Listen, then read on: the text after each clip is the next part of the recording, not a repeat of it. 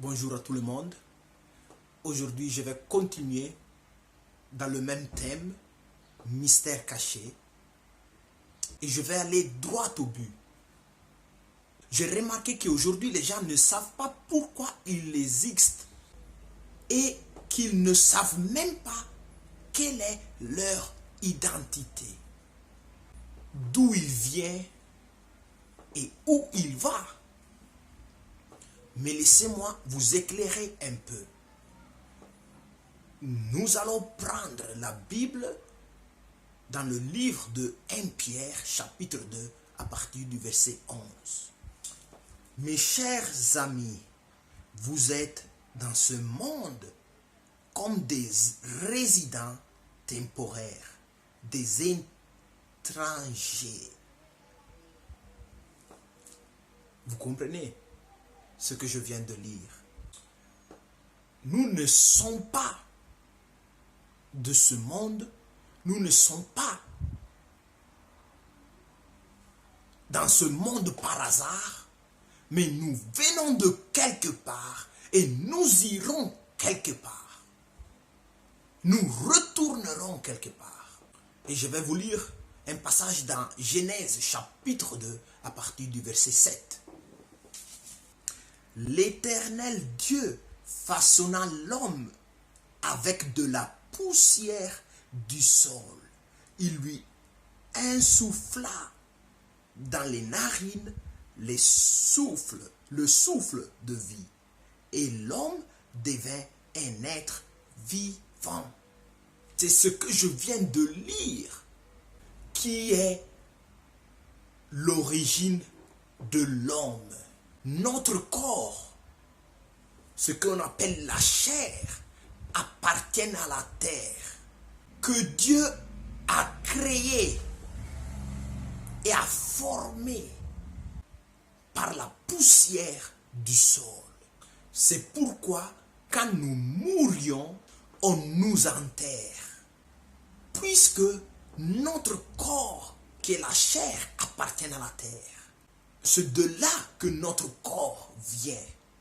Mais ce qui nous fait vivre, c'est l'esprit, c'est le souffle de vie que Dieu a déposé dans chacun et dans chacune de vous et de moi aussi. Et c'est ce souffle de vie qui nous fait vivre. Par exemple, cette bouteille, comme qu'il n'y a rien dedans, vous l'appellerez bouteille en plastique, n'est-ce pas? Mais si maintenant, dans cette bouteille en plastique, on met de l'eau, est-ce que cette bouteille sera toujours appelée bouteille en plastique? Non. Si on met de l'eau, la bouteille sera appelée bouteille d'eau. De la même manière, nous, les êtres humains, les hommes, nous sommes des hommes lorsque l'Esprit de Dieu, le souffle de vie, vient à nous. Et quand il vient sur nous, nous devenons une âme vivante. Et c'est par là que tu t'appelles Sarah, c'est par là qu'on te donne le nom de n'importe quel nom. Mais c'est par là, c'est par le souffle de vie qu'il y a en toi qui se trouve ton identité. Parce qu'un mort ne peut pas avoir d'identité. La bouteille en plastique restera une bouteille en plastique tant qu'il n'y aura rien dedans. Mais si dans cette bouteille en plastique, il y aura de l'eau dedans, il ne sera plus appelé une bouteille en plastique, mais elle sera appelée une bouteille d'eau. Et de la même façon, un corps vivant est un corps qui commence à prendre de l'identité, mais un corps qui n'a pas de souffle de vie, c'est un corps, c'est un cadavre, ce n'est même pas un corps, on va l'appeler cadavre. Ou soit on va l'appeler un mort. Quand vous voyez par exemple les gens qui meurent, eux en fait, ils n'ont plus le souffle de vie. C'est pourquoi tu vois que le corps ne bouge plus, que le corps n'a plus de vie. Tu comprends? Et par là, qu'est-ce que moi je veux vous dire? Qu'est-ce que je veux vous enseigner aujourd'hui?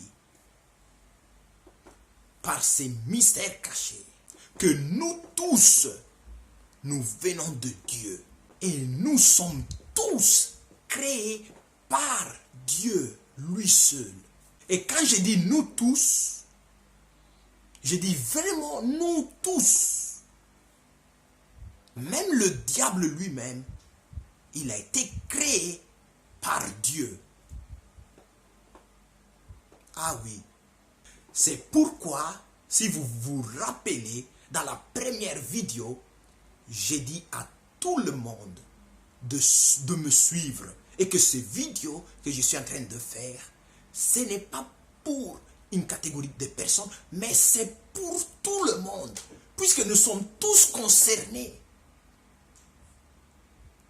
dans la parole de Dieu et par Dieu lui-même. Et je tiens à vous dire que vous tous, vous avez été créés pour la gloire de Dieu. Vous tous. Je vais prendre un petit passage dans Genèse chapitre 1 à partir du verset 26 à 27 pour vous faire mieux comprendre. Puis Dieu dit, faisons les hommes de sorte qu'ils soient notre image, qu'ils nous ressemblent, qu'ils dominent sur les poissons de la mer, sur les oiseaux du ciel, sur les bestiaux sur toute la terre et sur tous les reptiles et les insectes. Dieu créa les hommes de sorte qu'ils soient son image. Oui, il les créa de sorte qu'ils soient l'image de Dieu. Il les créa hommes et femmes. Vous tous, vous êtes créés pour la gloire de Dieu. Et Dieu a un plan dans chacun et dans chacune de vous. Et dans votre vie et dans tous vos domaines de la vie. C'est pourquoi je tiens à dire à toi qui regardes cette vidéo que tu es un produit unique. Nous dormons et nous nous réveillons. Si nous dormons et nous arrivons à nous réveiller, c'est parce que Dieu n'a pas encore terminé son œuvre avec nous. Vous comprenez? Qui te dit, lorsque tu t'en vas dormir, lorsque toi tu t'en vas pour te reposer, qui te dit que tu te relèveras le jour suivant? Qui te le dit?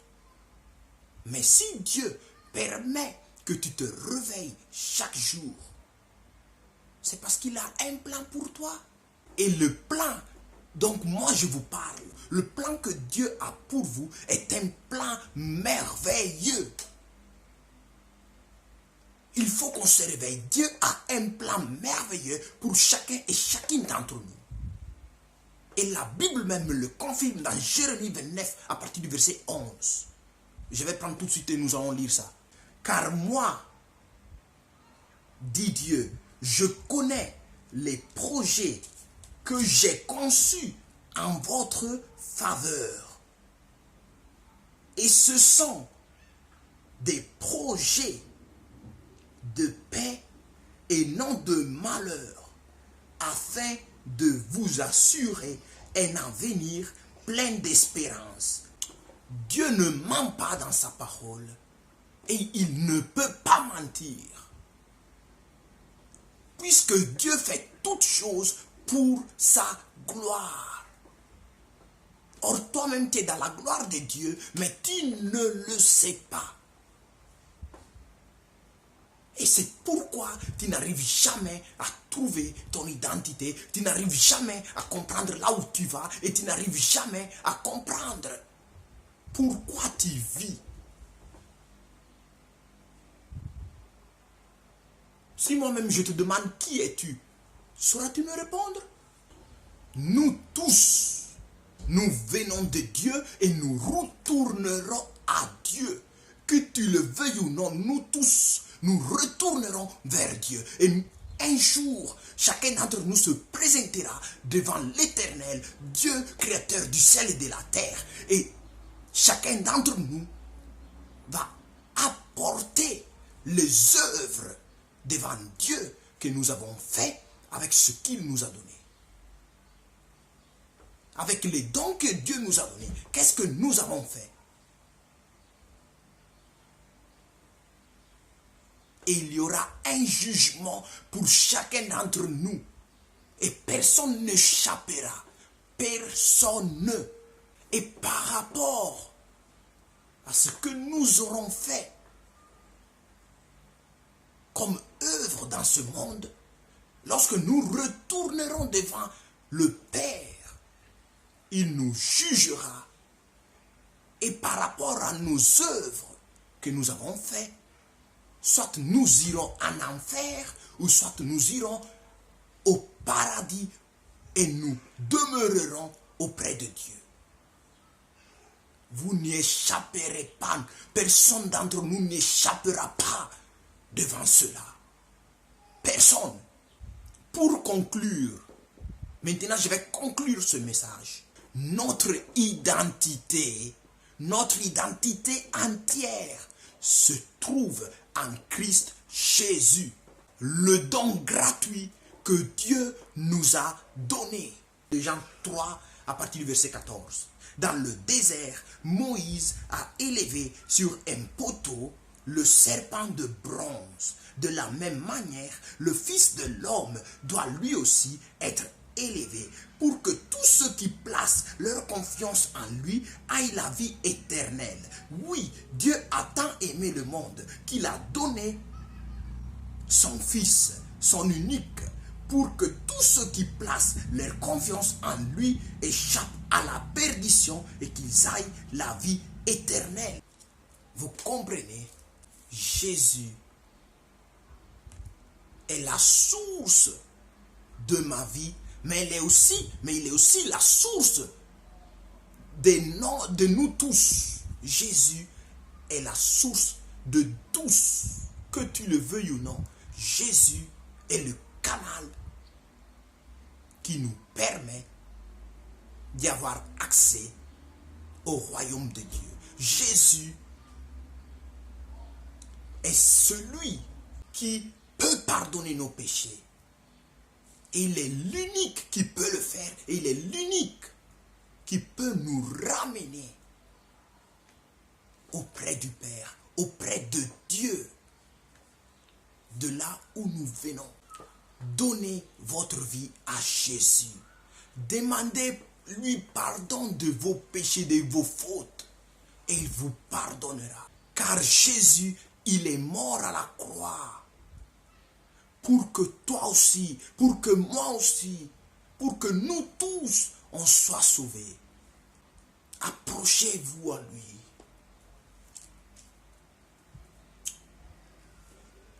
Mais bon, tout à l'heure, on va faire une prière ensemble pour que vous puissiez vous approcher de Christ. Bon, cette prière, c'est une prière d'acceptation, d'invitation que j'avais déjà faire dans la première vidéo. Mais je vous invite aussi, si vous ne l'avez jamais fait, à le faire avec foi. Et à faire cette même prière après moi. Mais si vous l'avez déjà faite, ne la faites pas encore. si vous n'avez jamais connu Jésus-Christ, que vous voulez le recevoir comme Seigneur et Sauveur, vous allez faire cette prière après moi. Si tu vois que ta vie ne va pas bien, si tu vois que tu as besoin du Tout-Puissant, de l'Éternel Tout-Puissant dans ta vie, fais cette prière après moi. Je vous invite à faire cette prière avec foi. Et je vous invite à fermer les yeux et à soulever vos mains vers le ciel et à répéter après moi. Seigneur Jésus,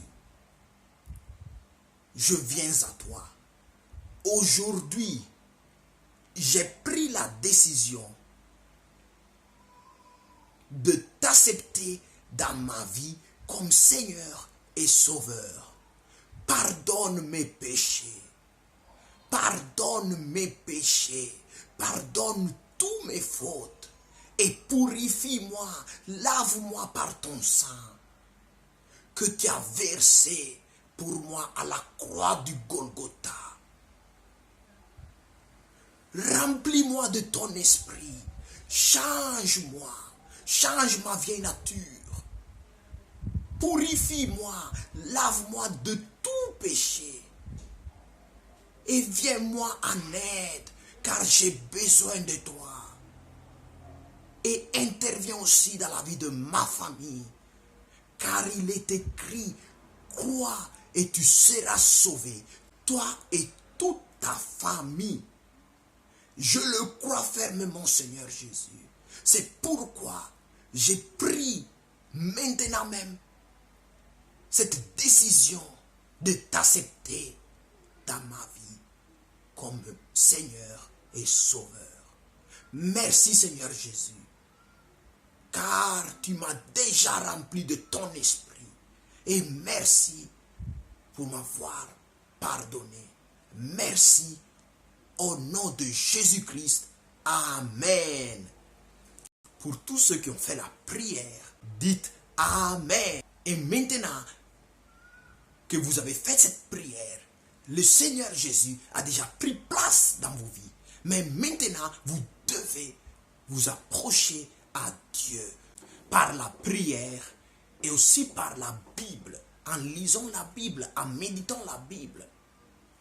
Car la Bible, quand tu commences à la lire, tu commences à entrer dans la pensée de Dieu et dans la connaissance de ce Dieu-là.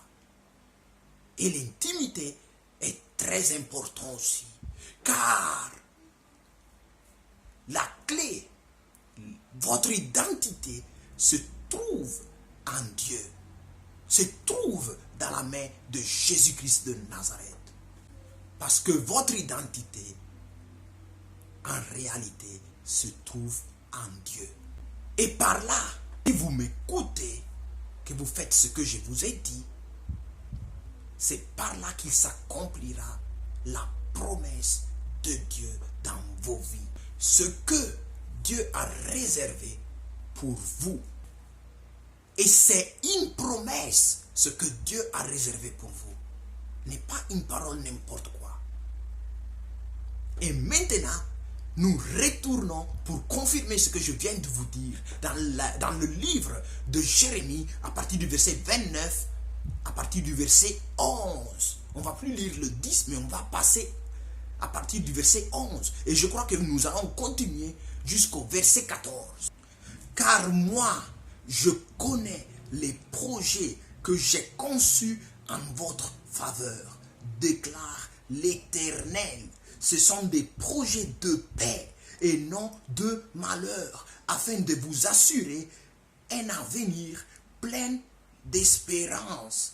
Alors vous me voquerez et vous viendrez m'adresser vos prières et je vous exaucerai. Vous vous tournerez vers moi et vous me trouverez lorsque vous vous tournerez vers moi de tout votre cœur. Je me laisserai trouver par vous, l'Éternel, Dieu lui-même le déclare. Amen. La parole de Dieu est merveilleuse. Demeurer dans sa présence est merveilleux. Waouh, j'aime sa parole, j'aime Dieu. Vraiment, je vous invite à vous approcher vers Dieu de tout votre cœur. Cherchez-le de tout votre cœur, de toute votre âme, de toute votre force. Et que Dieu vous vienne en aide. Que Dieu vous bénisse. Qu'il vous bénisse. Bon, avant de vous saluer, je vais faire une prière pour vous. Excellent Père de grâce. Je prie pour ton peuple. Je prie pour ceux qui ont faim et soif de toi. Qu'ils puissent boire de ton nom. Qu'ils puissent manger de toi. Et qu'ils puissent s'approcher de plus en plus vers toi. Au nom de Jésus. Excellent Père de grâce, révèle-toi dans leur vie. Et que tes promesses que tu as réservées et que ton plan que tu as réservé pour chacun et chacune d'entre eux se réalise. On a lu tout à l'heure dans ta parole. Car moi, Dieu, j'ai un projet en votre faveur. Et les projets que j'ai conçus pour vous, ce sont des projets de bonheur et non pas du malheur. Que donc le malheur ne soit pas à leur partage, mais que le bonheur s'installe dans leur cœur, que la paix s'installe dans leur cœur. Et que ce que tu as réservé pour eux se déclenche dans leur vie au nom merveilleux et puissant de Jésus-Christ. Amen. Répétez Amen après moi. Le Saint-Esprit est là où vous êtes. Il vous a déjà localisé. Il vous localisera. Il se manifestera dans votre vie au nom merveilleux et puissant de Jésus de Nazareth. Je le décrète et je le déclare. Soyez bénis. Maintenant, je vous salue. Au nom de Jésus. Au revoir.